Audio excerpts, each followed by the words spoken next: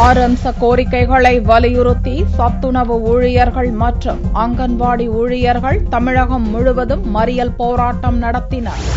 சத்துணவு மற்றும் அங்கன்வாடி மையங்களை தனியார் மயமாக்கும் அரசின் முயற்சியை கைவிட வேண்டும், 50,000 காலி பணியிடங்களை உடனடியாக நிரப்ப வேண்டும் என்பன உள்ளிட்ட 6 அம்ச கோரிக்கைகளை வலியுறுத்தி தமிழகம் முழுவதும் அங்கன்வாடி ஊழியர்கள் மற்றும் சத்துணவு ஊழியர்கள் திங்களன்று சாலை மறியல் போராட்டம் நடத்தினர். சென்னை மாவட்ட ஆட்சியர் அலுவலகம் முன்பு மறியலில் ஈடுபட்டவர்களை காவல்துறையினர் கைது செய்து அப்புறப்படுத்தினர்.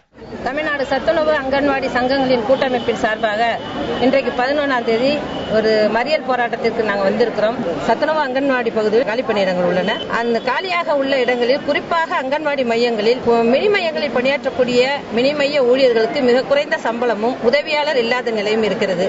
ஆகவே காலி பணியிடங்களை பூர்த்தி செய்வதற்கு முன்பாக அவர்கள் 5-6 வருடங்களாக பணியாற்றி வருகிறார்கள்.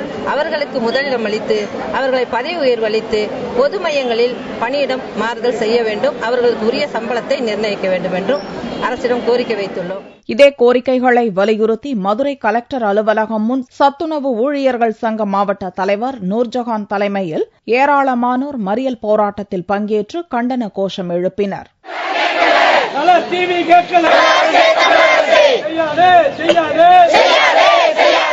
இதேபோன்று திருச்சி மற்றும் மாவட்ட தலைநகர்களில் மறியல் செய்த அங்கன்வாடி ஊழியர்கள் மற்றும் சத்துணவு ஊழியர்கள் கைது செய்யப்பட்டு அப்புறப்படுத்தப்பட்டனர்.